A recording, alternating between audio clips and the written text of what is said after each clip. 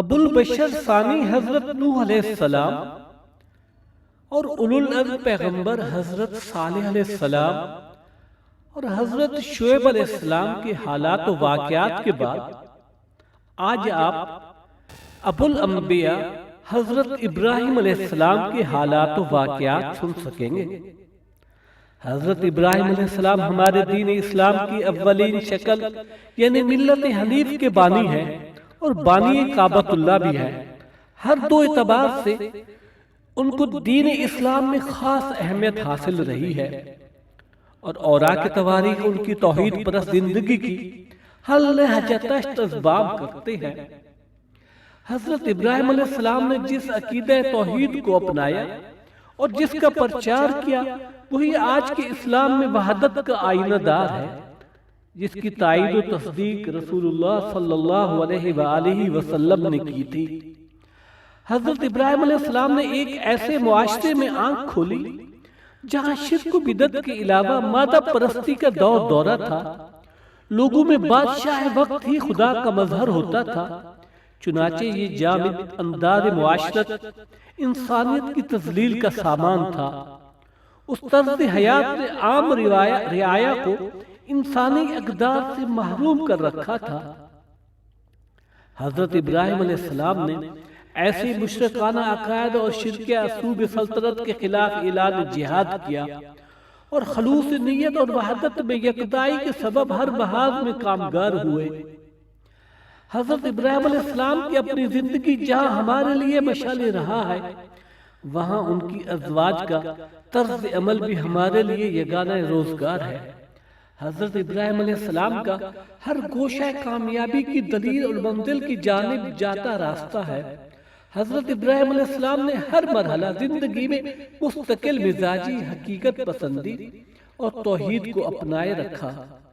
یہی وجہ تھی کہ وہ اپنے ہر مقصد میں کامیاب و کامران نظر آتے ہیں۔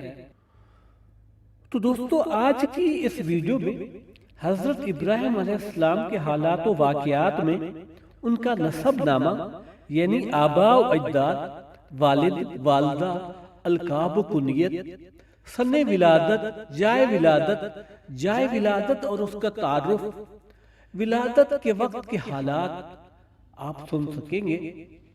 اس لیے جن احباب نے ابھی بھی ہمارے چینل انفو آف ہسٹری کو جوائن کیا ہے اور سبسکرائب نہیں کیا، آپ اس کو سبسکرائب کر لیں اور ساتھ میں لگے بیل آئیکن کو کلک کر دیں تاکہ اس طرح کی انفارمیٹیو ویڈیو سب سے پہلے آپ کو ملتی رہے۔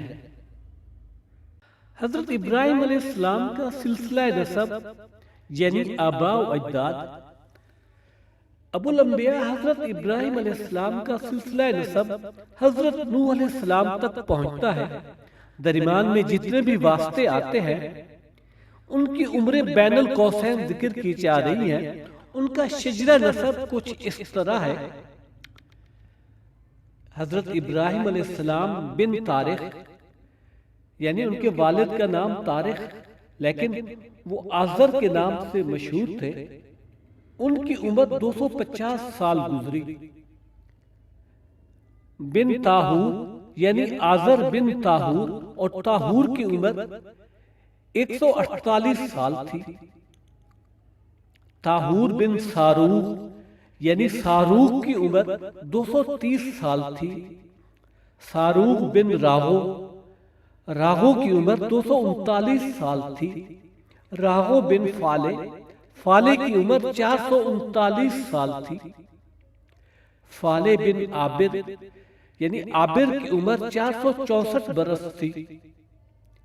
عابر بن شالے یعنی شالے کی عمر 430 برس تھی۔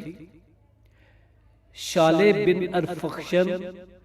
ارفخشن کی عمر 438 سال تھی۔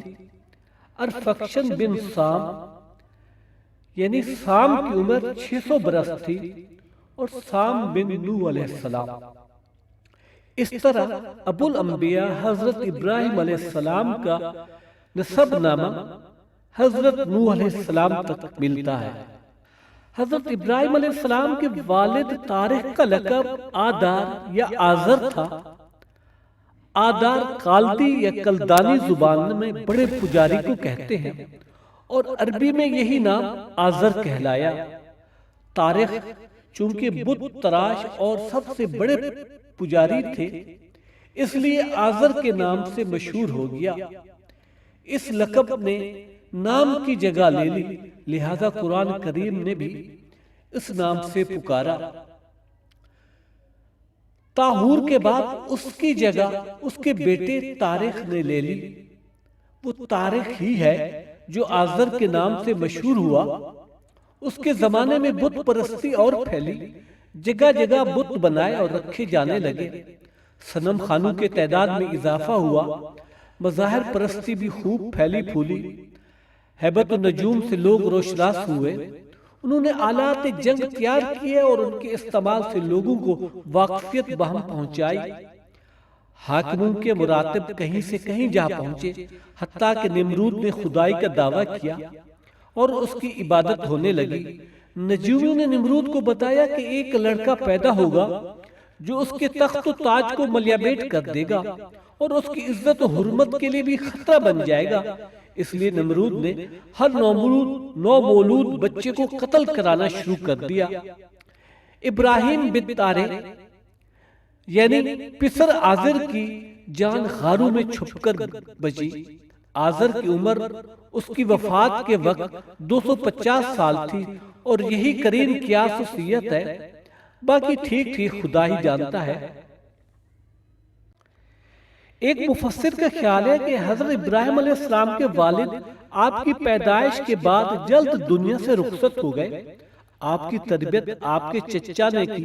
چچا کیونکہ بمنزل باپ کے ہے، اس لیے قرآن مجید نے آزر کو ابی کے نام سے پکارا ہے۔ دوسرے صاحب قلم کا اندیہ ہے کہ آپ کے والد کا نام طارق تھا، لیکن وہ محب صنم ہونے کی وجہ سے آزر کہلایا، کیونکہ عبرانی میں محب صنم کو آزر کہا جاتا ہے۔ بعض لوگوں نے لکھا ہے کہ ابراہیم علیہ السلام کے والد بت تراش کر بازاروں میں فروخت کیا کرتے تھے، حالانکہ جدید تحقیقات سے ثابت ہو چکا ہے کہ آپ کے والد مذہبی پیشوا اور اس زمانے کی حکومت میں مرکزی کابینہ کے رکن ہونے کی وجہ سے حاکم وقت اور عوام الناس میں انتہائی احترام کی نگاہ سے دیکھے جاتے تھے۔ طارق جسے آزر کہتے ہیں، تورات کے مطابق اس کے 3 لڑکے ابراہیم، ناہور، ہاران اپنے باپ کی حیات میں اپنا ایک لڑکا لوط چھوڑ کر مر گیا۔ اس روایت کے مطابق حضرت لوط ابراہیم علیہ السلام کے بھتیجے ہیں۔ جب طارق کی عمر 75 برس کی تھی تو اس کے ہاں حضرت ابراہیم علیہ السلام کی ولادت باسعادت ہوئی، پھر ناہور اور پھر ہاران پیدا ہوئے۔ حافظ ابن اساکر نے اللہ کے خلیل حضرت ابراہیم علیہ السلام کے سوانے میں روایت کیا ہے کہ ان کی والدہ ماجدہ کا نام امیلہ تھا، اور ان کے بعد ان کی ولادت کی خبر طویل ہے، اور کلبی فرماتے ہیں ان کی والدہ کا نام بونا بنت کربتا بن کرتی تھا، اور یہ قبیلہ بنی ارفخشن بن سام بن نوح سے تھی۔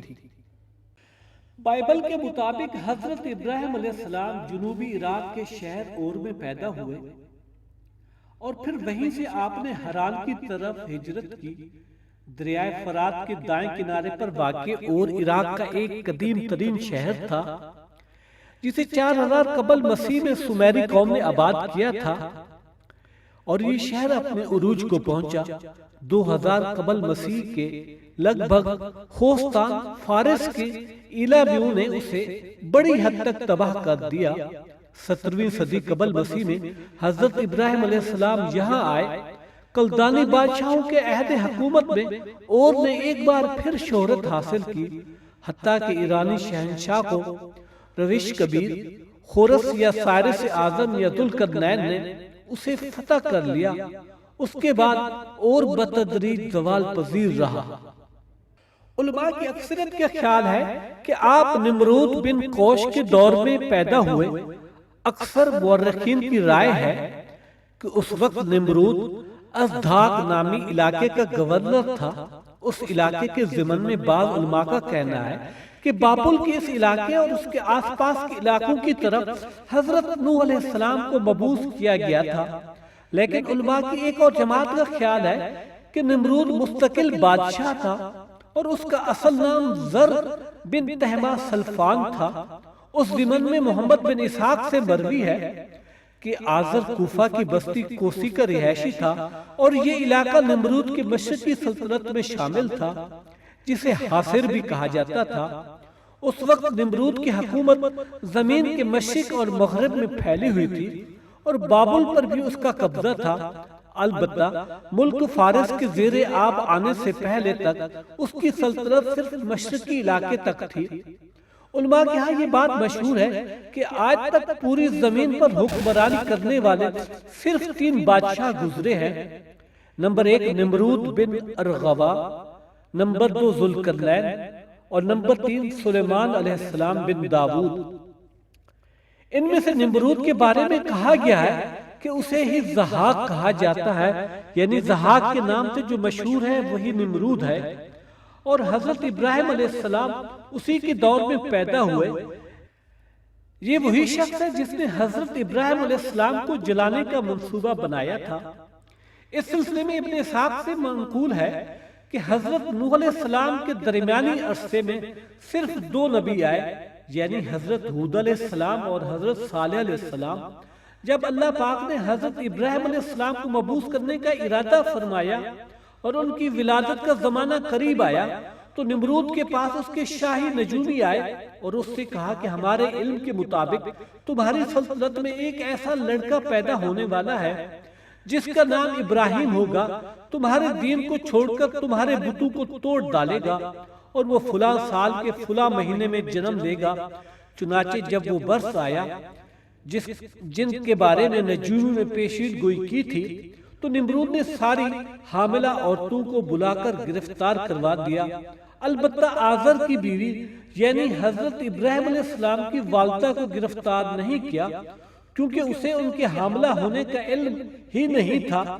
اس کی وجہ یہ ہے کہ وہ ایسی عورت تھی کہ ان کے پیٹ سے حمل ظاہر نہیں ہوتا تھا۔ اس کے بعد ان قیدی حاملہ عورتوں میں سے جس کے ہاں بچہ پیدا ہوتا اسے قتل کر دیا جاتا تھا۔ جب والدہ ابراہیم علیہ السلام کو درد ذہ شروع ہوا تو رات کی تاریکی میں قریبی جنگل میں تشریف لے گئی اور وہیں حضرت ابراہیم علیہ السلام پیدا ہوئے۔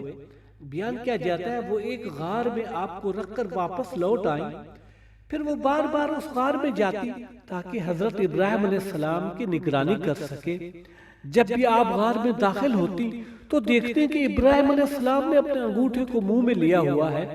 بیان کیا جاتا ہے کہ اللہ تعالیٰ نے حضرت ابراہیم علیہ السلام کو رزق کی فراہمی کا انتظام ان کے انگوٹھا چوسنے کے ذریعے کیا تھا۔ یہ بھی منقول ہے کہ جب حضرت ابراہیم علیہ السلام کے باپ نے اپنی بیوی سے اس کے حمل کے بارے میں پوچھا کوئی بچہ پیدا ہوا ہے یا نہیں، تو انہوں نے جواب دیا لڑکا پیدا ہوا تھا مگر وہ فوت ہو گیا ہے۔ شوہر بیوی کو سچا سمجھ کر خاموش ہو گیا۔ تو دوستو آج کی ویڈیو کا اختتام یہاں پر ہوتا ہے۔ انشاءاللہ نیکسٹ ویڈیو میں حضرت ابراہیم علیہ السلام کے ابتدائی حالات میں اپنے باپ سے ملاقات اور پھر اپنے باپ کو دعوت حق دینا، ان حالات کا ذکر کیا جائے گا۔ تب تک کے لیے اللہ حافظ۔ اگر ویڈیو پسند آئی ہو تو اس کو لائک اور شیئر کیجیے۔ شکریہ والسلام۔